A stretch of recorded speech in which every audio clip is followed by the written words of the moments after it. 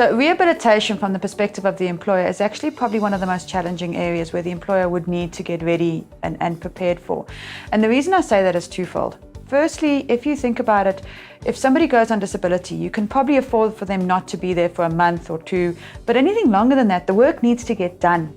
And so you need to bring in a replacement. And the other challenge is often with disabilities, it's uncertain of how long that person is going to be away for. So you'll need to bring in a permanent replacement. Now that role's filled. The person after 4 or 5 years is better and ready to come back into the workplace, and have you got a role for them? So I think that's one of the things employers need to consider is how do they treat those employees? How do they handle those employees? And that's where I believe that they should be putting a policy together in terms of how they can handle best approach in terms of reintroducing a person to the workplace. The other aspect around rehabilitation is the fact that often people will be ready to come back to the workplace, but not in the same condition they were before.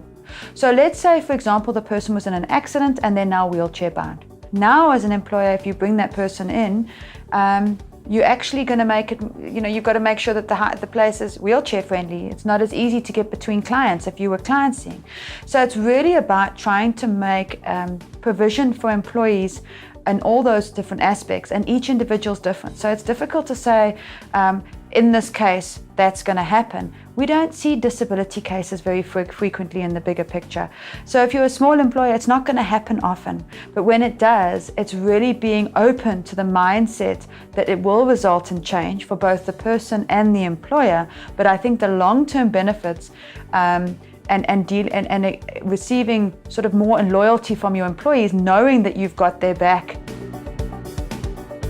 So when it comes to rehabilitation, your first point of call is actually speak to your insurer, because your insurer is going to be in the business of getting people back to work. Insurers are well equipped and they have the right occupational therapists and the right specialists in place to assist and work with the employer to make sure that that person can come back into the workplace and fulfill their role, even if it's done in a staged approach. So you might have it done over a couple of months, but essentially there is definitely things that can be done that would make a big added difference. Bringing in wellness programs as an employer can help in the long term. We've seen huge success in terms of employers bringing successful education programs around health, around psychological, around providing support where required, that actually reduces the amount of claims that come through in the long term because of that.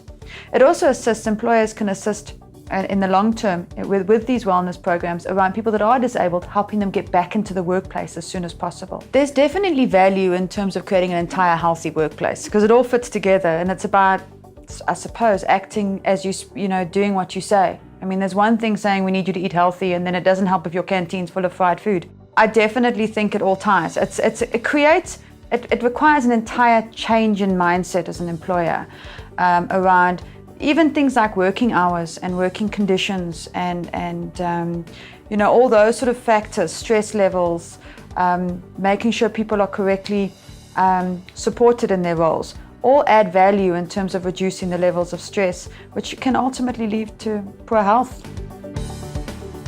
The average disability claimant is less than 4.5 years. Now, if you've got strong talent that you want to retain, then actually providing this sort of benefit means it keeps the link for you to retain that employee in the long term when they come back to work, which is ultimately what you want. If you're dealing with skilled staff, to replace skilled staff is hard. And yes, you would need to do it in the short term while the person is disabled. But if you want to retain them in the long term, when they come back, because you're providing the disability benefit, then of course from that aspect, it adds value in terms of retention of good quality and skilled staff.